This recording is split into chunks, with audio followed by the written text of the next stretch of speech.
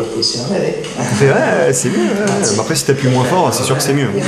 Enfin, je veux dire, ses orteils, ils faisaient beau d'une sacroliaque, faut pas abuser quand même. Bon, la petite lampe rouge, à part faire un club échangiste, je vois pas trop l'intérêt. Bonjour, je m'appelle Guillaume Cros, je suis chiropracteur. C'est un plaisir de vous retrouver aujourd'hui pour une nouvelle vidéo de la série Détective Chiro. Voilà. Je vais rappeler brièvement le concept. Aujourd'hui, je vais pas analyser plusieurs vidéos d'un coup, je vais analyser une seule vidéo. Une vidéo que vous m'avez conseillée. J'écoute bien évidemment vos suggestions. Donc si jamais il y a d'autres vidéos que vous voulez que je regarde, n'hésitez pas à la mettre en commentaire. Hashtag Détective Chiro, je comprendrai. Encore une fois, ces vidéos d'analyse, c'est un avis qui est à la fois objectif et à la fois subjectif. Je donne mon avis de professionnel. Après, encore une fois, je peux me tromper.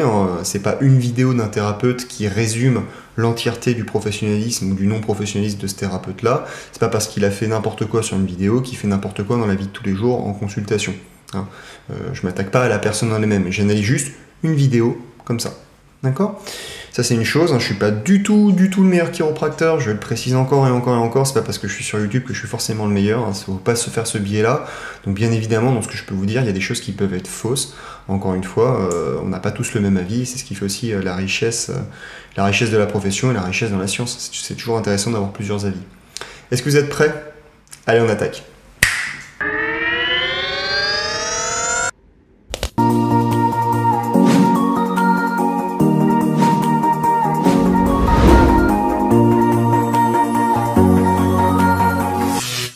Alors ce que vous savez pas, c'est que là c'est la première fois que je fais un tournage de vidéo entre deux consultations. J'avais un petit trou d'1 heure, j'en profite. En vérité c'est plutôt ma pause déj, mais j'ai quand même un temps assez short. Donc voilà, j'en profite. Donc là je suis un peu dans le rush. D'ailleurs j'ai pas forcément besoin de ce truc. En tout cas pour un détective Chiro. Allez, on attaque. Bon, pour des raisons techniques, je vous mets pas un screen direct de YouTube. Là c'est la vidéo que j'ai téléchargée, d'accord ? Mais le titre, en fait, alors c'est en anglais, mais du coup je vous le traduis. Cette jeune femme se fait scanner complètement toute sa colonne vertébrale avec un outil de la NASA. Un outil de la NASA, ok. Donc en gros, il y a aussi écrit qu'elle se fait craquer tout le corps. Vous savez toujours que les mots-clés un peu comme ça, un peu tape à l'œil, un peu putaclic, je suis toujours assez suspicieux. On va regarder. Après, peut-être qu'un jour aussi, je mettrai de l'ASMR, je mettrai des mots importants. Parce qu'encore une fois, ce qui compte, c'est que la personne clique sur la vidéo. Après, s'il y a de la qualité, c'est bien, c'est le but du jeu. Le vrai putaclic, entre guillemets, c'est de mettre n'importe quoi, quelque chose qui n'a pas de rapport avec la vidéo. Et là, après, les gens sont déçus. Et on est parti.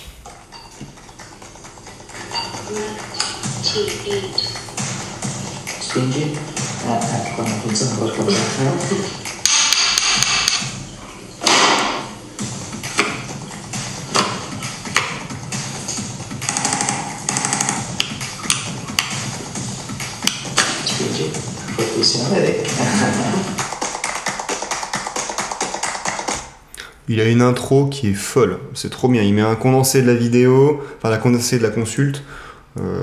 Docteur Marco Tomaselli. Alors j'imagine du coup qu'il est italien. Puis en plus je connais pas, je parle pas du tout italien. Ok. Il y avait déjà pas mal de choses, mais je vais pas faire l'affront de tout de suite vous analyser tout d'un coup. On verra au fur et à mesure du temps.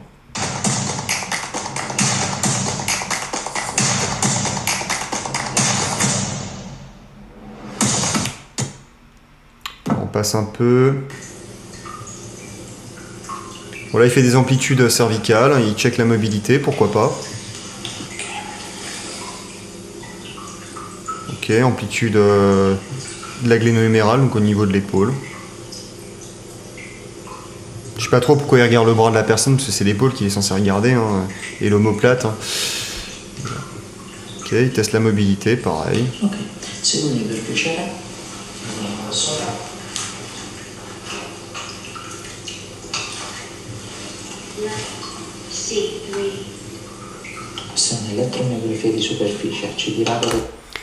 Électromyogramme de surface. Donc ça, c'est son fameux outil de la NASA. Électromyogramme de surface, ça n'a rien de révolutionnaire. C'est quelque chose qui est pratiqué dans pas mal de cabinets. C'est pas le cas pour le mien. En fait, j'en vois pas l'utilité. En fait, l'idée, c'est quoi? C'est que ça va analyser... pour faire très simple, ça va détecter, on va dire, un peu les tensions musculaires au niveau de la colonne vertébrale. Sur quel segment, sur quelle articulation, je sais pas, par exemple entre T5, T6, entre C2, C3, à quel endroit il y a plus de tension musculaire. Théoriquement, à l'endroit où il y a plus de tension musculaire, c'est potentiellement un endroit où il y aurait effectivement un manque de mobilité, où il y aurait du coup une articulation à corriger. Cet outil-là peut être intéressant quand on hésite entre deux segments, quand on hésite entre C5, C6 ou C6, C7, par exemple. Mais c'est pas juste sur ça, avec cet outil-là, qu'on va poser un diagnostic et qu'on va du coup savoir quelle articulation corriger. Encore une fois, un diagnostic et un traitement se font sur un faisceau d'arguments. C'est pas juste sur une petite machine comme ça qu'on peut savoir. Mais pourquoi pas, je sais qu'il y a pas mal de cliniques qui sont très très avancées au niveau d'un point de vue technologique et qui utilisent ce type de modalité.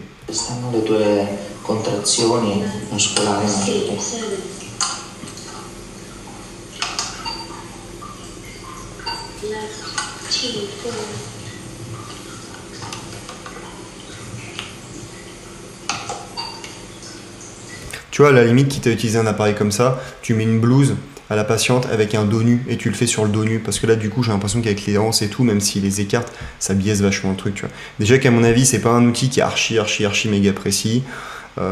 Si en plus il le fait avec des vêtements chez la patiente, c'est un peu tiré par les cheveux.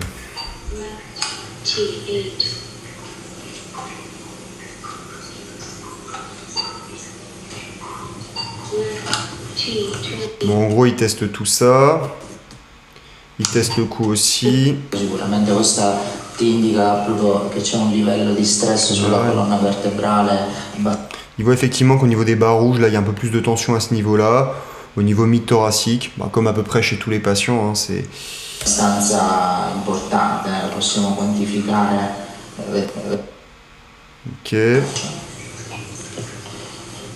Estendi le dita, fare le dita così, quindi forte forte, non mi fare vincere, non mi fare vincere mentre cerco di avvicinarle. Anche questa, forte forte. Benissimo. Piega, tieni forte forte. Il teste les myotomes, il teste les myotomes, on va dire, c'est des territoires nerveux qui permettent une contraction musculaire, pour faire très simple. Chez les patients, il y a une grosse compression nerveuse, on va avoir effectivement une diminution du myotome, donc de la force musculaire, sur le myotome qui correspond à la racine qui a été un petit peu comprimée. Encore une fois, j'essaie de te simplifier à fond, là c'est l'examen neurologique qui fait. Ce qui peut avoir du sens. Après, encore une fois, là, il n'y a pas de vraie atteinte. Enfin, la patiente, elle n'a pas de décharge électrique, elle n'a pas de symptomatologie type névralgie cervico-brachiale. Donc, faire un examen neurologique, c'est pas archi pertinent. Là, ce qui sous-entendrait, c'est que du coup, sur une patiente qui est entre guillemets asymptomatique, qui n'a pas de vraie problématique, de vrai diagnostic grave, il peut avoir une amélioration de sa force musculaire via des ajustements. Une amélioration suffisamment significative pour qu'en faisant un simple test neurologique de base, on voit la différence. Ce qui serait quand même assez fou. Et j'aime croire au miracle.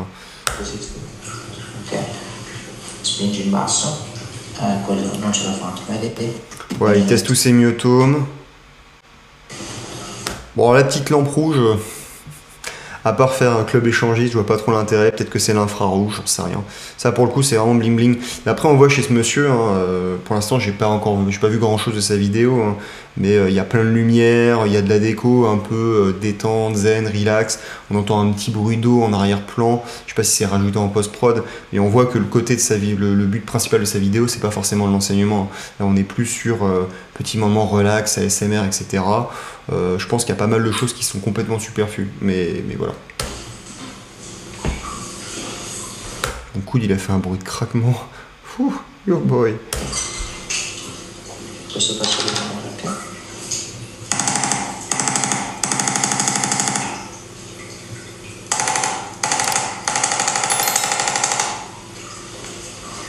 Pourquoi pas faire de l'activator, faire cette espèce d'activator, c'est pas un vrai activator ou qui reproduit on va dire une pseudo-manipulation vertébrale. On va dire que là, ça stimule l'articulation.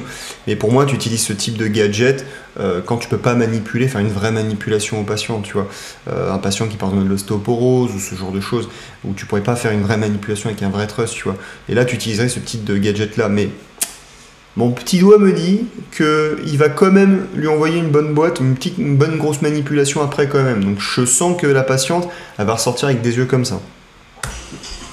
Il faut se contenter, enfin, faut faire de la qualité, faut pas faire trop. Hein, sinon tu surcharges le système nerveux d'information et ça sert juste à rien. Adesso super forte, vedi? Passiamo la testa, spingi in basso. Il teste toute la force musculaire. Allora, mettiti a pancia in su per favore.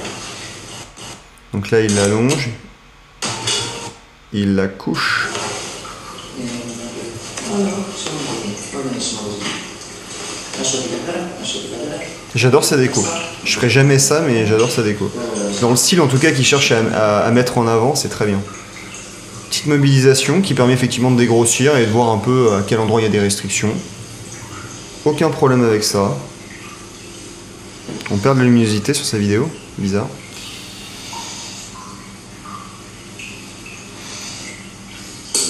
Ok, pourquoi pas. Ça, c'est vachement bien ce qu'il fait. Faut que la patiente ait vraiment confiance pour relâcher complètement sa tête dans sa main, hein. Mais c'est top. Alors je sais pas si c'est du test ou si c'est du traitement ce qu'il fait, parce que ça pourrait être du traitement, là il fait de la mobilisation assez basique et c'est très bien. Il fait des deux côtés. Et là il fait pas de thrust, hein. Là il cherche l'amplitude, donc ça c'est très bien. Il cherche vraiment la restriction, sur quel type d'amplitude il y a une restriction, etc.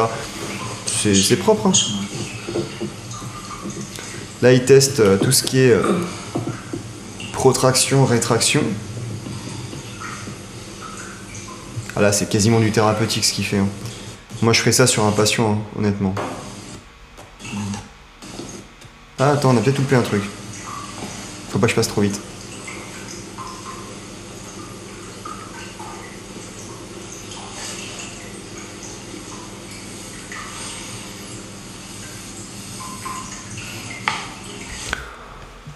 Alors, est-ce que la manipulation était spécifique? Oui, je pense clairement qu'elle est spécifique. Au niveau de sa main de stabilisation, la main du dessus, je trouve que ça stabilise pas des masses ce qu'il a fait. Du coup, je pense qu'il aurait pu avoir quand même une meilleure stabilisation pour sécuriser un peu plus la patiente, qui pourtant a l'air bien sécurisée et rassurée. Bon, vous savez ce que je pense des manipulations avec une rotation, c'est peut-être pas ce qui est le plus judicieux, c'est peut-être pas ce qui est le plus efficace. Je suis pas très fan. C'est en faisant de la rotation, de la torsion, que tu peux avoir une petite contraction musculaire qui n'est pas forcément agréable pour le patient. Pourquoi pas, du moment qu'il fait pas ça de l'autre côté, comme à peu près tous les autres.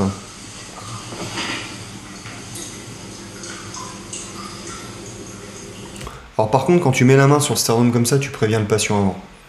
Parce que pour une femme, enfin je suis pas une femme bien évidemment, mais tu préviens parce que ça peut mettre vachement mal à l'aise. Même si tu sais que tu es en tournage, tu prends les mêmes précautions que tu sois en tournage ou que tu sois dans une vraie consultation dans ton cabinet. Et là, la patiente, tu lui dis. Ou alors c'est sa copine. Et même là, enfin je veux dire, tu lui dis quand même.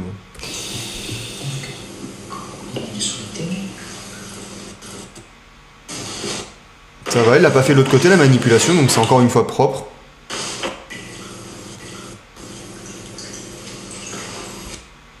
Ok, toujours avec le vieux bruit de flotte là. Ça donne envie d'aller aux toilettes son truc. Là il teste tous les myotomes, membres inférieurs, il fait... Ça ressemble un peu à une forme de testing musculaire ce qu'il fait, ce qu'on appelle de l'applied kinesiology. Pour ceux qui connaissent, hein, les chiros qui regardent mes vidéos, vous savez de quoi je parle. Moi c'est pas du tout des techniques que j'utilise, hein. J'utilise vraiment des techniques EVB qui sont prouvées par la science. J'utilise pas ces techniques là, après je dis pas que ça fonctionne pas, mais j'utilise pas ça donc je sais pas trop. Mais c'est bizarre, là il fait tous les testings musculaires possibles et imaginables, pourquoi? Bon, j'ai fait un petit cut entre temps et j'ai vu que j'avais une tête, on dirait que j'étais dépressif. Alors on va essayer de se redynamiser un peu, hein. Désolé, hein. Normalement je suis plus dynamique que ça. Du coup, on va regarder la suite, hein.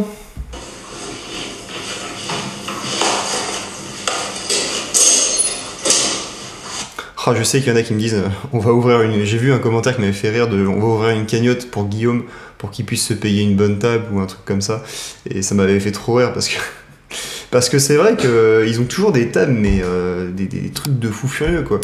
Enfin, c'est pas toujours nécessaire d'avoir ce type de table, mais après tant mieux s'ils ont les moyens de s'en payer une. Mais moi je sais que tôt ou tard j'aurai une table comme ça, hein. Enfin, c'est une évidence.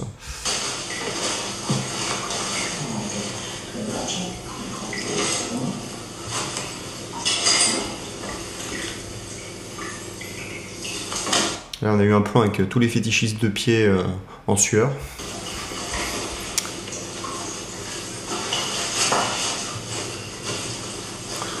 Ouais, il commence à faire du je regarde la longueur des jambes. Ça, ouais, c'est très tiré par les cheveux, j'ai pas mal de mal. Il commence à lui faire du blocking, à la bloquer. Alors du blocking, il faut bien comprendre, en fait, ça permet, en mettant des cales au niveau du bassin, d'imprimer une certaine conformation du bassin. Et du coup, ça permet de relâcher un peu des tensions musculaires, un stretch ligamentaire. C'est assez technique à expliquer en fait. Moi, j'utilise pas ça fréquemment. J'utilise un tout petit peu chez les patients, notamment qui sont lombalgiques, où il faut redonner de l'extension au niveau du dos.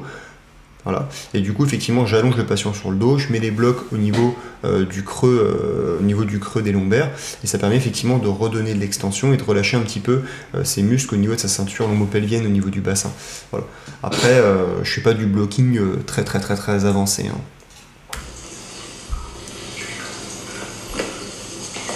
Et ça a l'air d'être pareil ce qu'il fait.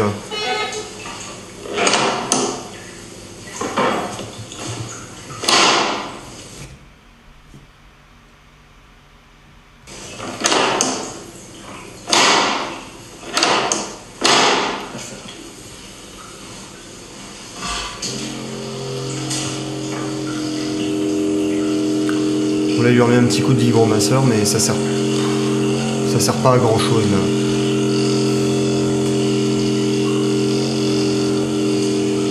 Ça, c'est vraiment le côté je fais du bruit pour faire du bruit. Hein.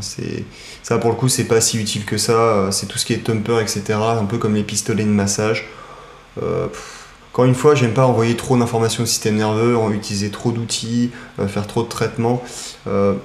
Je suis pas archi fan pour le coup, mais après je comprends qu'il y a une dimension un peu ASMR, faut faire du bruit, des petits bruits de flotte quelque part, de la petite lumière rouge, etc. Ça fait très bling bling, très gadget.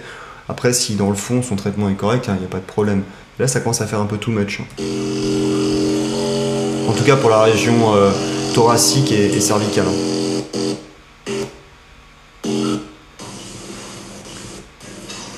La question est, va-t-il utiliser un autre outil? Mais oui!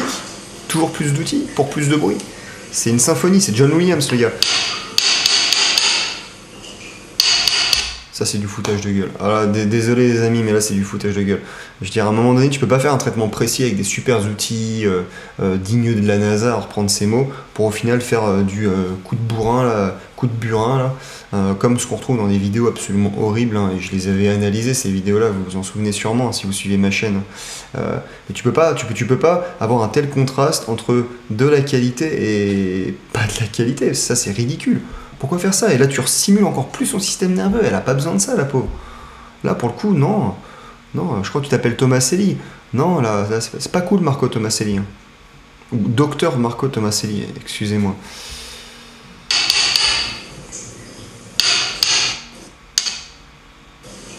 Ok.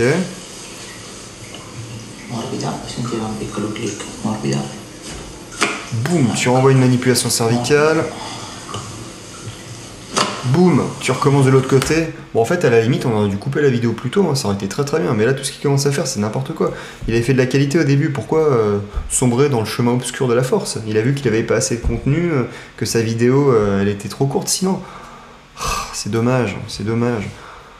Après, peut-être qu'il est super compétent, qu'il soigne super bien ses patients, mais j'ai toujours des doutes hein, quand je vois ce type de contenu. Ah, en plus une manip thoracique, rien que ça. Avec la patiente qui a eu les blocs en plus.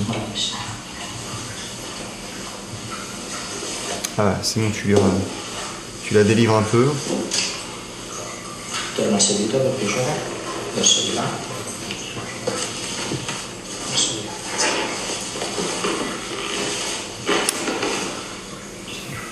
La patiente est très belle. Simple observation.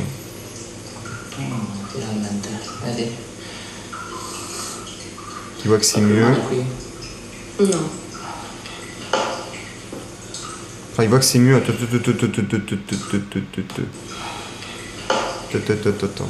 On revérifie vite fait. Ok. Non. Que dalle. Et quand il a vérifié côté gauche, il est même pas allé sur la fin d'amplitude. Si c'était sa fin d'amplitude, ça, à la patiente, elle est toujours limitée en inflexion gauche.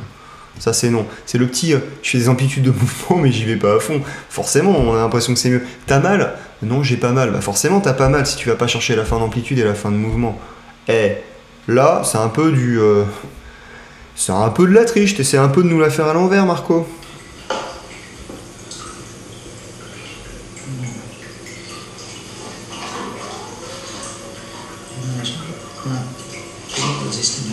Ok, qu'est-ce qu'il fait en plus?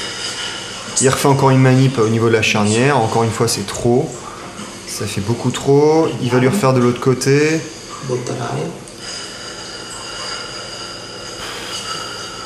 Oh là là, puis encore avec des petits à-coups, etc. Non mais là c'est plus de la qualité, je suis désolé. Puis alors vas-y, l'épaule aussi. Hein. Voilà, plusieurs petits coups, encore une fois. Tac, encore plusieurs petits coups. T'expliques pas aux patients ce qui va se passer.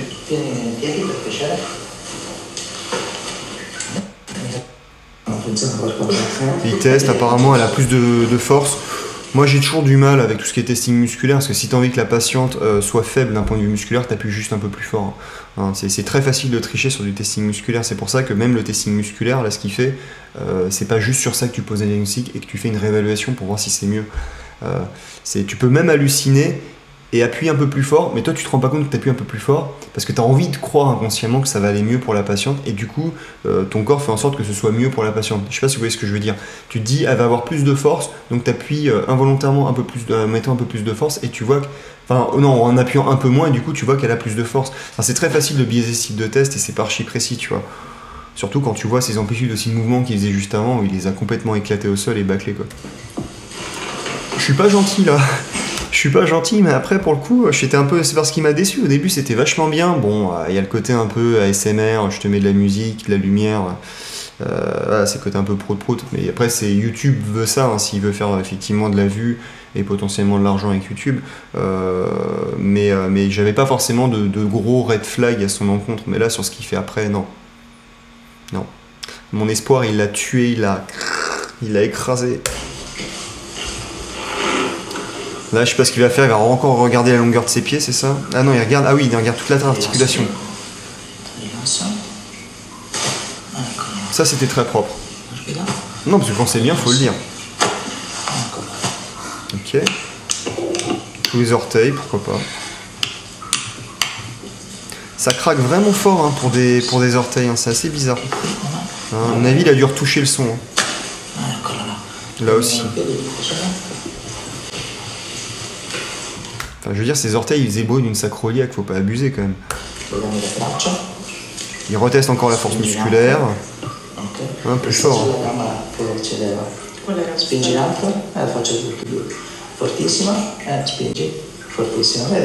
Ouais, c'est mieux. Ouais. Après, si t'appuies moins fort, c'est sûr que c'est mieux. Allez, c'est fini.